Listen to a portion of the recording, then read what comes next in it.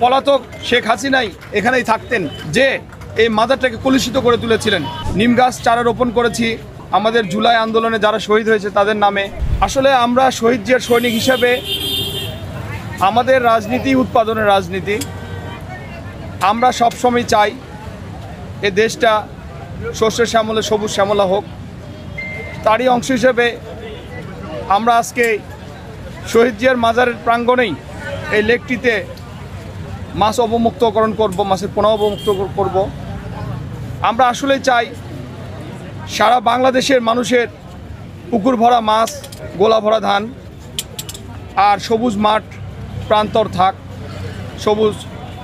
আমরা এজন্যই আমাদের এই কার্যক্রম করছি। আজকে আমাদের মহান নেতা স্বাধীনতার ঘোষক শহীদ প্রেসিডেন্ট জিয়াউর রহমানের মাজার প্রাঙ্গণে আমরা জনাব তারেক রহমানের পরামর্শে, তার সহধর্মিনী পরামর্শেই আমরা এই কাজটি আজকে করছি।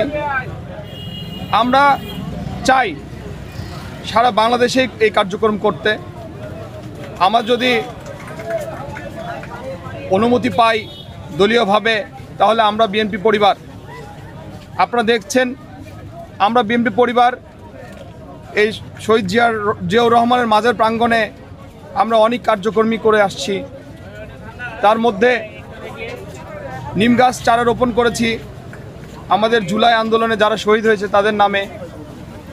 আমরা এই মাজার পরিষ্কার পরিচ্ছন্ন রাখার জন্য কিছু ভলান্টিয়ার নিয়োগ করেছি, যারা প্রায় প্রতিনিয়তই দেখভাল করে এবং শ্রম দেন।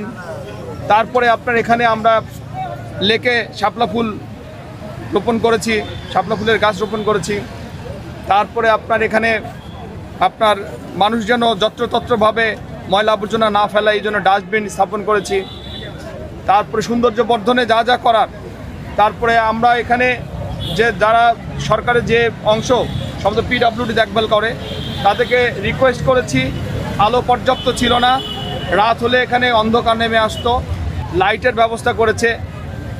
আর পরে আরও কিছু কাজ আছে, এখানে ঝর্ণা আছে, ফোয়ারা আছে, আপনি দেখেন যে আপনার এগুলো চালু করার জন্য যে আমরা সংশ্লিষ্ট কর্তৃপক্ষকে আবেদন জানাচ্ছি, তারা যেন এই সৌন্দর্য বর্ধনের যে কার্যক্রমগুলো আছে এগুলো পুনরায় চালু করে। আপনারা জানেন পলাতক স্বৈরাচারের যে প্রধানমন্ত্রী ছিলেন, নামটা ধরতেও ইচ্ছা হয় না, সেই পলাতক শেখ হাসিনাই এখানেই থাকতেন, যে এই মাজারটাকে কলুষিত করে তুলেছিলেন। প্রতিনিয়ত মব সৃষ্টি করতেন, প্রতিনিয়তই এই মাজারকে উৎখাত এবং তুলে উঠানোর জন্য, উচ্ছেদ করার জন্য তার মাথার মধ্যে একটি পোকার মতো কিলকিল করতো সারাক্ষণই, হয়তো কারণ তিনি পাশেই থাকতেন।